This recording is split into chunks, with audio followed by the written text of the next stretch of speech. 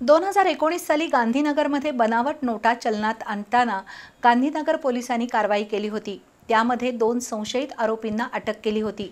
पण 2019 पासून फरारी असलेला मुख्य आरोपी विश्वनाथ सुहास जोशी याला नृसिंहवाडीमधून स्थानिक गुन्हे अन्वेषण पथकाने अटक केली आहे। त्याला न्यायालयीन कोठडी मिळाली। उचगावीतल्या अभिजित राजेंद्र पवार याला बनावट नोटा खपवताना 20 जानेवारी 2019 रोजी गांधीनगर पोलिसांनी दोघांना अटक केली होती। त्यामध्ये प्रवीण अजित कुमार उपाध्याय आणि अभिजित राजेंद्र पवार पोलिसांच्या जाळ्यात सापडले।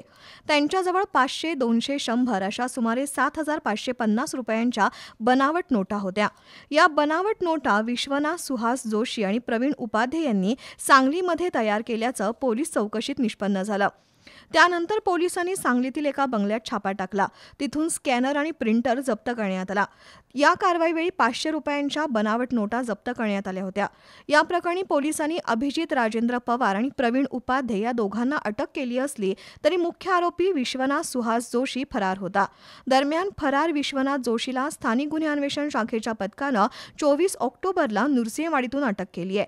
त्याची न्यायालयीन कोठडीत रवानगी झाली असून त्याचे आणखी काही कारनामे पोलीस तपासात उघड होण्याची शक्यता आहे।